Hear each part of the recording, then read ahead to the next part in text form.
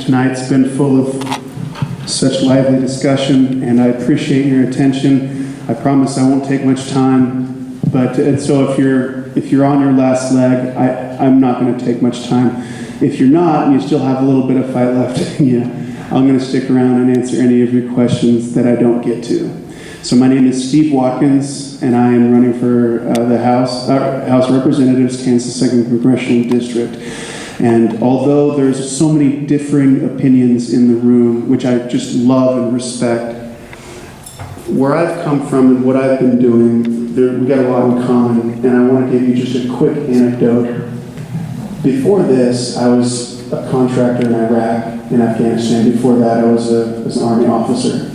And many years ago, a local said to me, he said, "Here, Steve, you're a white man, you're a Christian, your hair is yellow, you work here in the Arab Muslim world doing dangerous things in tough places." I said, "Yes, my friend, I do." He goes, "Where did you get that experience?" I go, "Well, I've done it before." He goes, "Afghanistan?" I said, "Yes, but before that I did it." He goes, "Where?" I go, "Well, you might not know this, but I'm a Republican." He goes, "Oh, like President Bush?" I go, "Yeah, like President Bush." He goes, "So where did you go that was dangerous?" I go, "Lawrence, Kansas." And he says to me, "Oh, Mr. Steve, you must be very careful in this Lawrence, Kansas place. Tell these Republicans to be very careful." So for my buddy, I'll just be real careful. So, my name is Steve Watkins. My story begins 6 generations ago when my family pushed west and settled here. More than just settled, homesteaded here. And over the ages, we've been farmers and ranchers and cowboys, soldiers, and the like. I was K through 12 in Topeka West High School, go Chargers. And then immediately after that, I joined the Army. Spent 10 years in the U.S. Army. But and then after that, I started to help initiate a company which did engineering and construction services in Iraq and Afghanistan. It grew from 3 people to 470 people in a few years. Had some good success, and after some turbulent years of personal injury, I found myself needing to go back to school. And my fiance says, "Well, you should really consider electoral politics." I said, "No way. That's a horrible idea," which it is. But she says, "No, you really should do it." I go, "Why?" She goes, "You lead men and women in tough places." And that's what politics is right now, especially. It's a tough place. And then I thought back to where my first year was my mom and dad, where I learned my values. Hard work is respect for your strangers, for elders, for police, military. I learned about patriotism and faith, religious faith, doing the right thing. My parents taught me about limited government, low taxes, and peace through military strength. And then as I got older, I realized that those values, they reminded me, and my father always used to say, Kansans can do anything. You've got to go do the right thing, no matter what it costs. So I went out into this world and I learned, those values that my mom and dad taught me, they started sounding more like what our founding fathers must have been thinking in 1776. These values, they didn't call them conservative values. They called them American values. Okay, we are the protectors of the true values that help start this country. We defend our true culture. And I know something about defending our country. I raised my right hand, like some of you, and I did just that. And so when I'm at this crossroads, I know what we must do, because not everyone agrees with us. All right? Not everyone agrees with us. They're sending Paul Davis into this race, probably their most recognizable candidate, probably the guy who's most likely to, who could most likely beat us. So we need to think long and hard what candidate has the highest chance of beating Paul Davis? Who's the most electable? If you don't think about how the persuadables will vote, I'd ask you to think again. We can't send a rhino. We cannot send a rhino, and they're out there. Yeah, we got to send a fighter, somebody who knows what it's like to put it all on the line for our true conservative culture and values. Think for a minute about Pennsylvania 18. All right, I don't know how close you follow this. So we have a similar situation, similar demographics to Kansas. In Pennsylvania, we had a little older state legislator, ran on that experience, and you also had a younger, pretty sharp veteran who was described as a local guy with a lot of energy. I think we're all pretty safe Republican votes, but what did the persuadables do? What did they do there? They went with the latter. So when you hear legislative experience, state legislative experience, think about Pennsylvania. Okay, think how would have got those Republicans. All right. I also want you to consider the fact that in this time, in this race of so much uncertainty, you need a candidate with true constitution, who's battle-hardened, and with God in his heart, you stand up for the red, white, and blue, and you salute.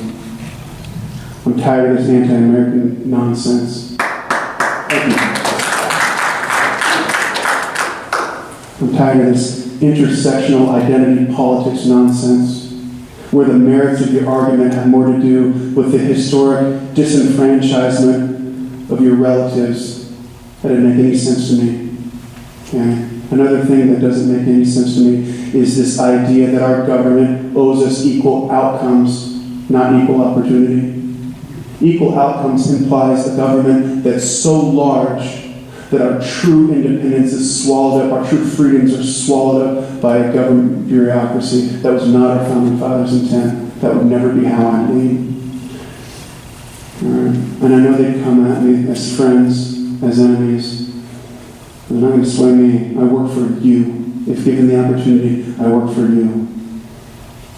It would be an honor to do so. All right, now I know it's late, and I appreciate your attention. I'm going to say just a couple of issues. I'll get into issues all you want at the back. Absolutely, unequivocally pro-life.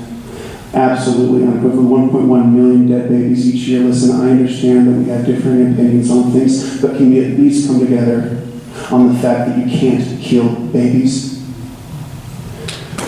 Thank you. Unequivocally pro-Second Amendment. Unequivocally. And I'd also, I finished it up line Ryan. I want you to join me. I want you to join me in a moment where you're in charge of, say, a convoy. You're going up and down your convoy line and you see a young kid. In my mind, they're just kids. And they're scared out of their mind. You can tell. You need to motivate them. You need to ask that they dig deep inside and find the courage and the strength to go out into the street with guns. How do you instill that courage within them? I'll tell you what I did. I would go to him and I would say, listen, if you've seen what I've seen, you know that those men out there, those are the devil. They are just the devil. What they're willing and capable of doing to other human beings makes them the devil. That makes us angels. You're my angel. All I ask is that you follow me out into the street. Because if we don't, then the devil rules the day. And I'm not going to let that happen. Not on my watch. Join me. History will forget us, but what we'll know is that we fought for a noble cause. For people who will never know us. Let's bring the fight to them. For our kids, for our kids' kids, for our neighbors, for friends, will help make this world a better place. And so we fly into the fire. So heroes, they fly into the fire, and so we did. And when we flew into that fire, you know what? Some of my angels didn't fly back out. Some of our angels didn't fly back out of that fire. They gave what Lincoln described as the last full measure of devotion. I can still hear them in the wind and in the trees. I can hear them in my heart, and I wish I could tell you how that makes me feel. when I'm at this crossroads in my life, when I ask myself, what must I do? I can hear their voices saying, you got to fly into the fire. It's in their memory that I'm running for Congress. It would be an honor to serve you. Thank you. God bless you. God bless America.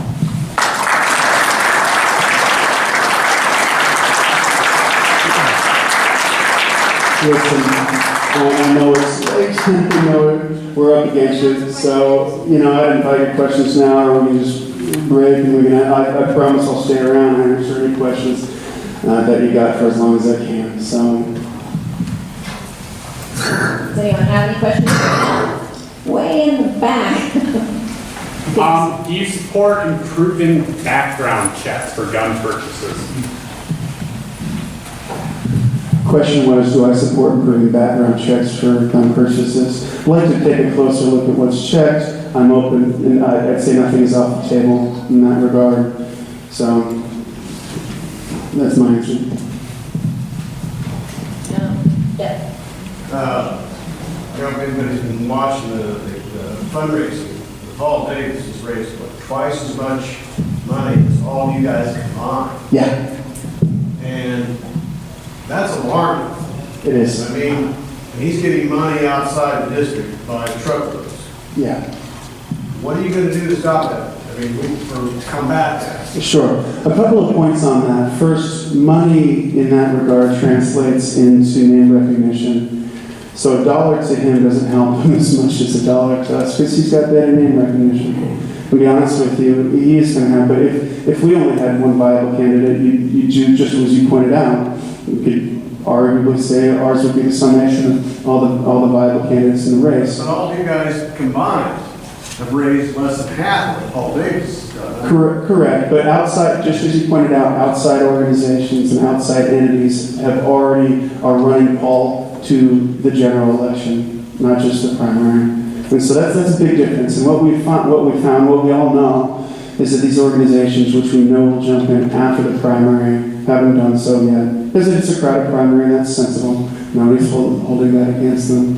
But after the primary, you're going to see outside money supporting values that we agree with. So I'm not discouraged by that, and I don't think any of the other candidates are either. But as Republicans, we should be alarmed that Paul Davis could be our next congressman. That alarms me too. That's why we work diligently, and that's why I believe in the best candidate to go into the general election. I'm confident that I can be in. One thing to keep in mind about Paul Davis. A couple of things. I know from first-hand experience that the liberals are cunning and baffling.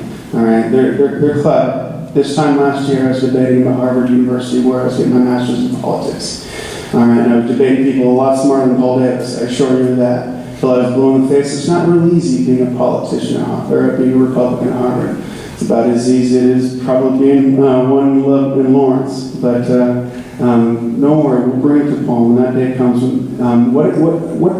One thing to consider is that Paul's been, is what he is. But when we start talking about issues along the lines of radical Islamic terror, North Korea, China, Russia, Iran, Al-Qaeda, Al-Nusra, Al-Anbar, it's going to be very clear in a debate which candidate is a lawyer from Lawrence and which candidate knows exactly what he's talking about.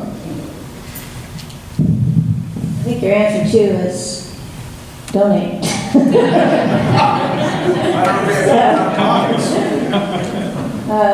Yeah, I think this is the last question, and then obviously you can stick around and ask them all you want. Sure. In light of the shooting in Florida back in February, With Parkland, in Harvard, are you in favor of banning all guns, or are you in favor of having the people that have been judged to be mentally ill reported to the National Archive? All right, thank you for the question. The question had to do with shootings, mass shootings, brought up Parkland, which is a wonderful case study in this. We all know this circular argument. I'm going to answer your question, but we all know this argument where there's a mass shooting, and then the liberals look at us and yell, how could you let this happen? And then we say, we didn't let this happen. And then they say, well, the very fact that you say that means you don't care enough, and you don't care about dead kids, which is ridiculous. Okay, I'm a gun owner, member of an NRA. Now listen, I'm also an engineer, okay, and I do believe that there are engineering solutions with regards to fortifying and helping to secure facilities like schools, like public places. And I also carry a gun for a living for most of my adult life, and believe that we just did not have the correct law enforcement first responders at that time. I'm not in favor, in answer to your question, I'm not in favor of a mass gun ban at all. How's that going to look with federales coming from house to house in Kansas collecting guns? How exactly is that going to play out, right? So that's a wonderful question. Yeah. All right, well, thank you for your time. I'll be at the back, and thank you. God bless you. Thank you so much. I just wanted to say real quickly, I was going to say